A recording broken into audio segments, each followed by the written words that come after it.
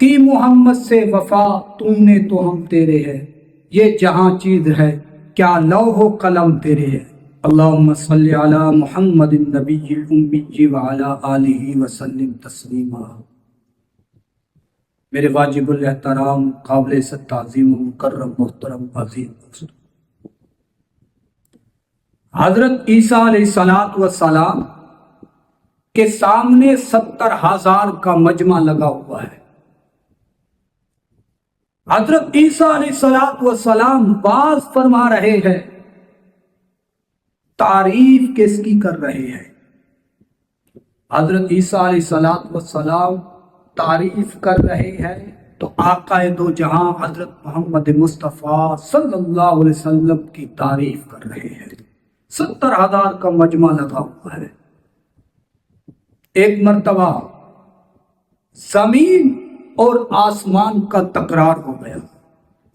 زمین کہتی ہے میں افضل ہوں، آسمان کہتا ہے میں افضل ہوں۔ زمین اپنے دلائل دے رہی ہے، آسمان اپنے دلائل دے رہا ہے۔ زمین کہتی ہے میرے اوپر خانہ کعبہ ہے، آب زمزم ہے۔ آسمان کہتا ہے میرے اوپر بیت المعمور ہے، عرش ہے، کرسی ہے۔ یہ دونوں تکرار کر رہے تھے۔ زمین کہتی ہے میں فضیلت والی ہوں، آسمان کہتا ہے میں فضیلت والا ہوں۔ یہ دونوں اللہ کی عدالت میں جاتے ہیں۔ زمین بھی اللہ کی عدالت میں جاتی ہے، آسمان بھی اللہ کی عدالت میں جاتا ہے۔ یہ دونوں اپنا فیصلہ اللہ تبارک و تعالیٰ سے کروا رہے ہیں۔ اللہ تبارک و تعالیٰ نے زمین کی بات بھی سنی۔ زمین کہتی ہے اے اللہ میرے اوپر خانہ کعبہ ہے، آب زمزم ہے۔ آسمان کہتا ہے اے اللہ میرے اوپر بیت المعمور ہے، عرش ہے، کرسی ہے۔ جب اللہ تبارک و تعالیٰ نے دونوں کی بات سنی، زمین کی بات بھی سنی، آسمان کی بات بھی سنی، تو رب کائنات نے فیصلہ فرمایا۔ رب کائنات نے فرمایا زمین نہ تو افضل ہے، آسمان نہ تو افضل ہے۔ افضل ہے تو آقا دو جہاں حضرت محمد مصطفیٰ صلی اللہ علیہ وسلم کی ذات عالیہ افضل ہے۔ یہ کتنی بڑی بات ہے۔ ہم کس نبی کے امتی ہیں ہم بھول چکے ہیں۔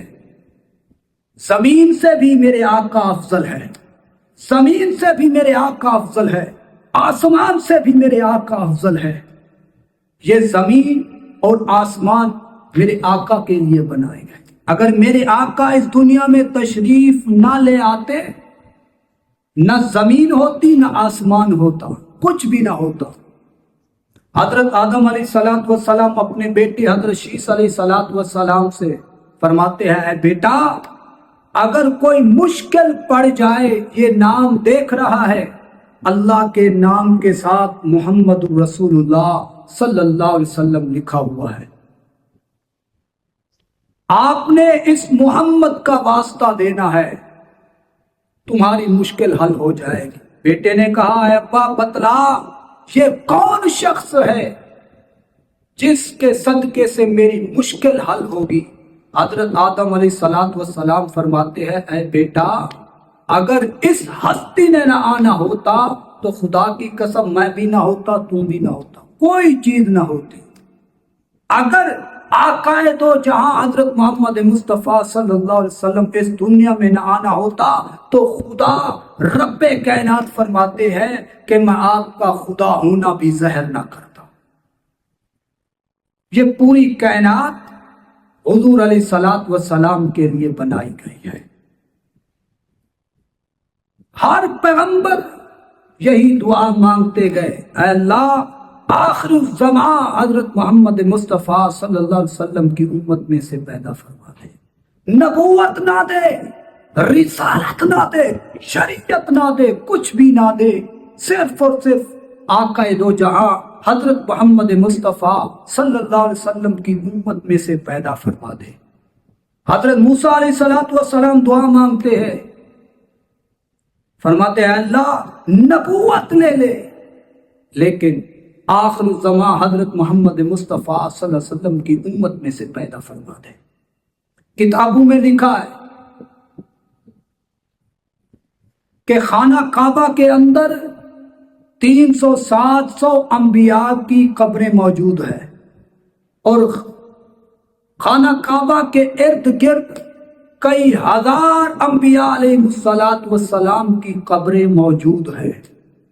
سوال یہ پیدا ہوتا ہے کہ یہ پیغمبر اور رسول تبلیغ کہیں اور فرماتے تھے، لیکن خانہ کعبہ میں دفن کیوں ہوئے؟ خانہ کعبہ میں ان کی قبریں کیوں بنی؟ کتابوں میں لکھا ہے جب کسی پیغمبر کی آخری عمر ہوتی تھی، مرنے کے قریب آتے تھے، تو اللہ تبارک و تعالی سے دعا کرتے تھے، اے اللہ ہم نے تبلیغ بھی کی ہے، آپ کی وحدانیت کا ٹنکا بھی بجایا ہے، لیکن ہماری ایک دعا قبول فرما دے، ہمیں موت اس شہر میں دے جس شہر میں آخر الزمان حضرت محمد مصطفیٰ صلی اللہ علیہ وسلم نے تشریف لے آنا ہے۔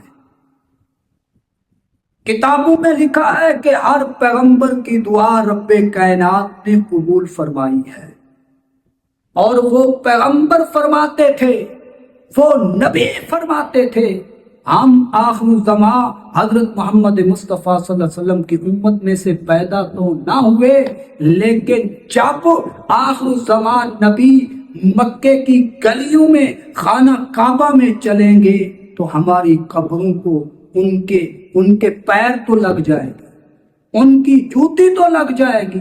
یہ بھی فضیلت سمجھتے تھے پیغمبر۔ ایک واقعہ مجھے یاد آ گیا، جب آقا دو جہاں حضرت محمد مصطفیٰ صلی اللہ علیہ وسلم ہجرت فرما کر مدینے میں تشریف لے آئے تھے، تو ایک نبینی عورت اور اس کا ایک بیٹا تھا، وہ مکہ سے مدینہ ہجرت فرما کر آئی تھی، اور اس کا ایک بیٹا تھا۔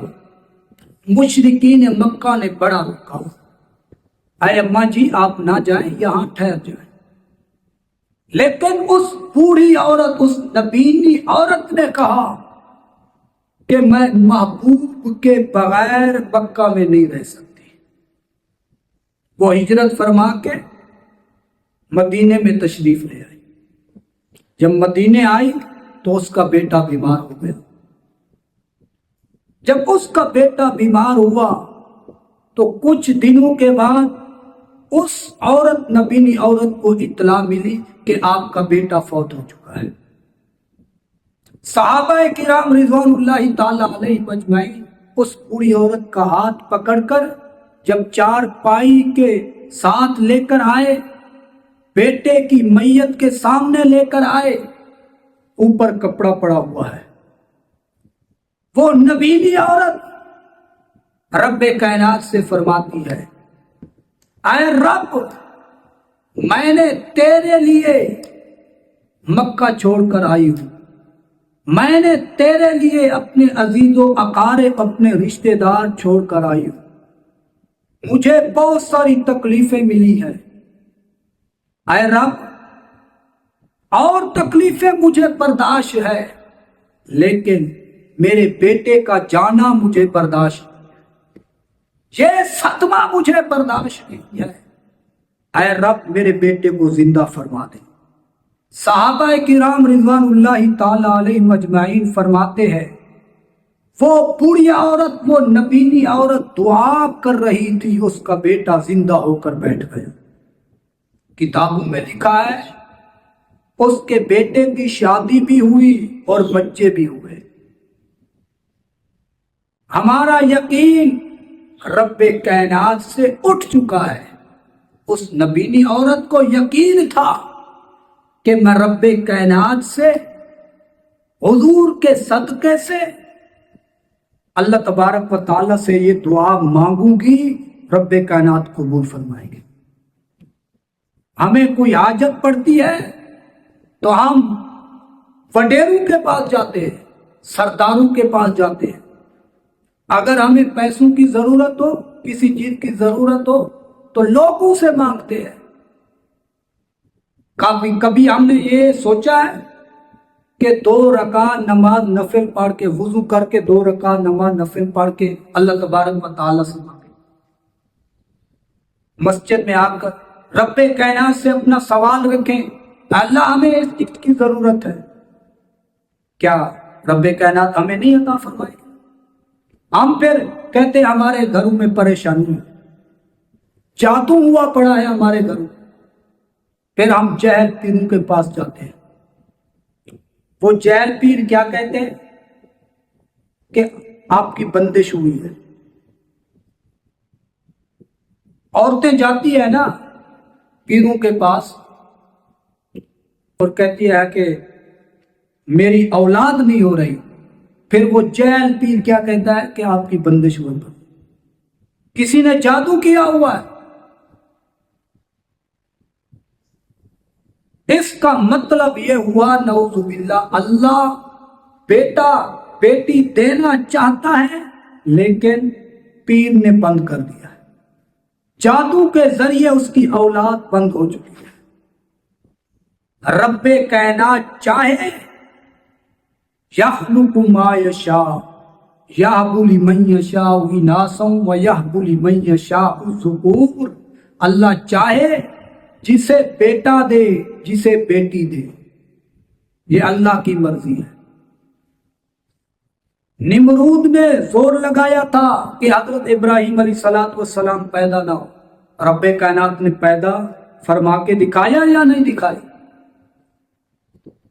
فرعون نے زور لگایا تھا کہ موسیٰ پیدا نہ ہو، حضرت موسیٰ علیہ السلام پیدا ہوئے، اسی فرعون کے گھر میں پیدا ہوئے۔ یہ جہل پیروں کے پاس نہ جائے، اللہ تبارک و تعالیٰ پر توکل رکھے، حضور کے صدقے سے رب کائنات سے مانگے، رب کائنات ضرور عطا فرمائے گے۔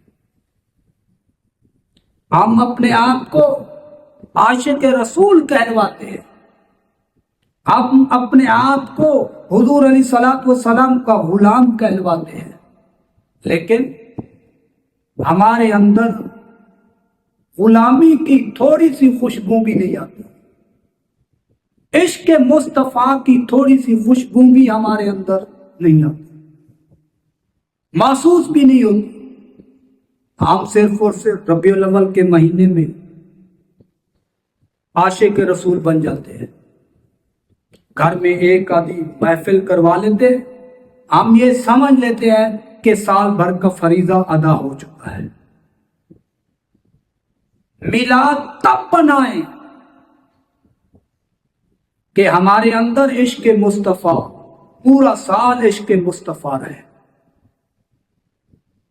میلاد والے دن ہم یہ تہیہ کریں کہ ہم داڑھی نہیں کٹوائیں گے، یہ میلادی داڑھی ہے۔ اپنے آپ کے اندر انقلاب برپا کریں، اپنے آپ کے اندر انقلاب لے کر آئے۔